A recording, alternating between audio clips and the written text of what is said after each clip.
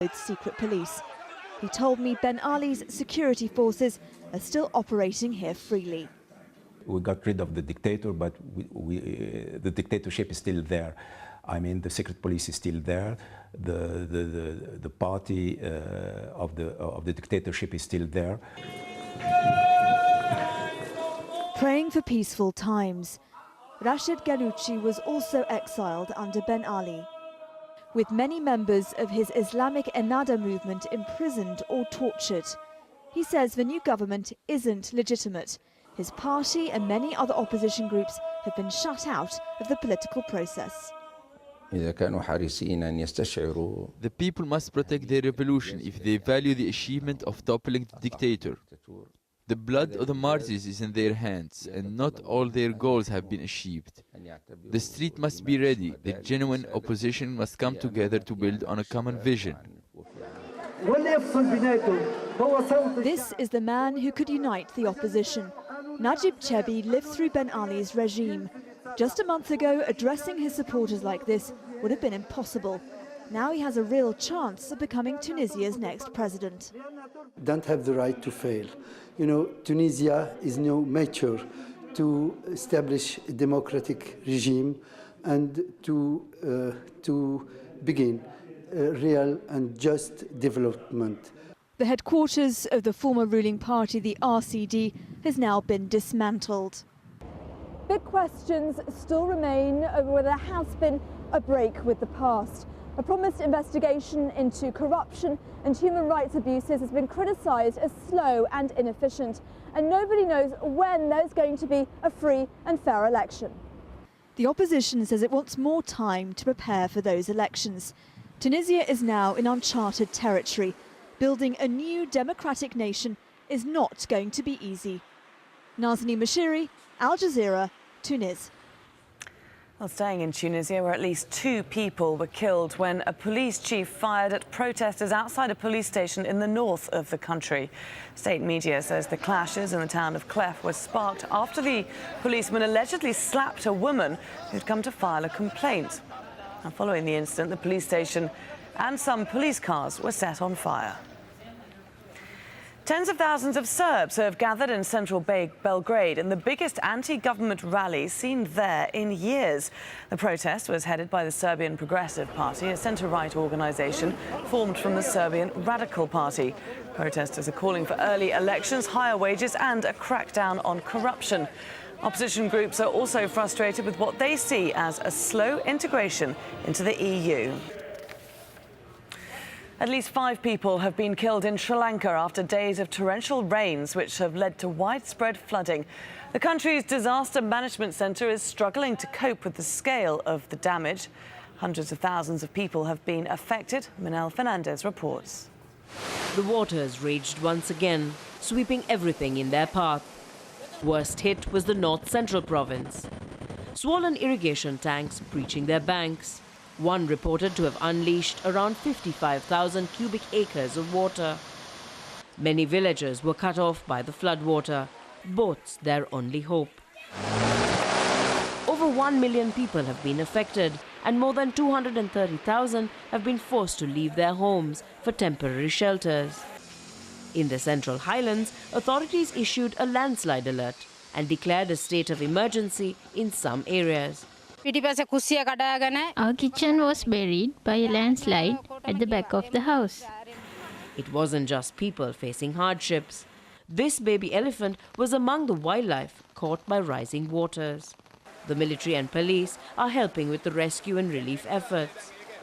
But despite the devastation, there were some moments of hope. This baby born on a helicopter as her mother was flown to safety. In Colombo, charities are trying to gather food and clothing to send to victims. But they face a major problem delivering this aid, as many roads are impassable. Emergency supplies and food stocks are being loaded up behind me to be taken to the hundreds of thousands of people affected by this latest round of flooding. But it'll take a whole lot more for those affected by this latest disaster to get on their feet again. Manel Fernandez, Al Jazeera, Colombo. And Australia continues to feel the effects of one of the largest ever cyclones to hit the country. The giant storm first struck Queensland, but its tail is being felt thousands of kilometres away in the southern state of Victoria. Wild storms lashed the city of Melbourne, bringing destructive winds and flash flooding. More than 175 millimetres of rain fell in just a few hours, also inundating rural areas. 3 Pakistani cricketers have been found guilty of corruption following a hearing in Doha. Salman Butt, Mohammad Asif and Mohammad Amir were charged with conspiring to bowl no balls at pre-arranged times during a test match against England last year. All 3 were banned for a minimum of 5 years. Rahul Pathak reports from Doha. Well, there were chaotic, almost jubilant scenes outside the Qatar Financial Centre as the 3 players involved attempted to leave earlier today following Saturday's decision. All 3 players essentially have been banned for 5 years each, but there's a real feeling here that the punishment handed down by Michael Beloff QC and his 2 colleagues could have been a lot more harsh. The tribunal has recommended to the ICC certain changes to the code with a view to providing flexibility in relation to minimum sentences in exceptional circumstances. Well, as for the players themselves, all 3 are said to be very disappointed with the decision, and Mohammad Amir, for one, has confirmed that he will instruct his lawyers to go ahead with an appeal. That will be heard by the Court of Arbitration for Sport.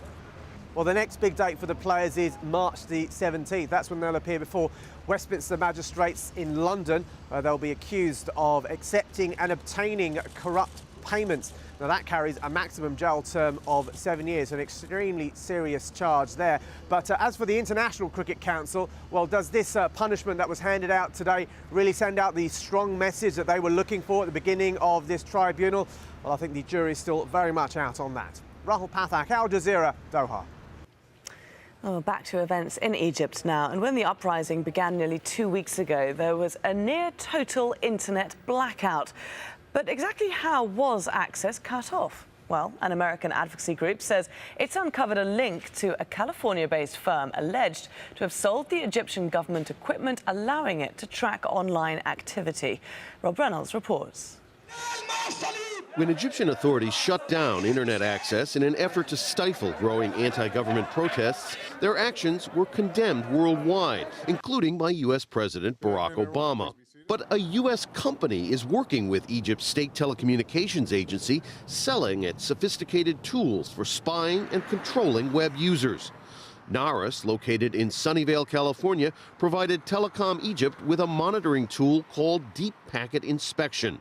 Tim Carr heads the media reform organization Free Press. Deep packet inspection sits on routers around internet networks, and it allows them to sift through, to filter, to surveil internet communications. DPI permits governments to know which of its citizens is posting criticisms or organizing protests through Twitter and Facebook. It can also track cell phone users. With some cell phone systems, you can actually geolocate the person that is tweeting via their cell phone, for example, and track them down. So it has various dangerous applications. Naris, which is owned by the aircraft maker and weapons contractor Boeing, refused to return Al Jazeera's calls and emails. So we went to see them in person. Rob Reynolds, I'm a reporter with Al Jazeera English. I'm here to see if I could speak to executives about your sales of technology to Egypt. Only thing to say is no comment. Nobody is talking to the media. The secretive company has also sold technology to Saudi Telecom, Kuwaiti Wataniya Telecom, and India's largest broadband provider, Sci-Fi. Internet spying is generally illegal in the U.S. Naris is one of several companies that sell internet tracking and spying technology. But there are no laws or regulations to govern the use and sale of these powerful tools. Carr says more transparency and oversight are needed. We've been calling for a more thorough investigation of the uses and abuses of this technology. We hope here in the United States that Congress will investigate. For now, though, protesters and critics of governments around the world should know Big Brother is watching. Rob Reynolds, Al Jazeera, Sunnyvale, California. OK, well, just before we go, we'll recap the latest developments for you in Egypt.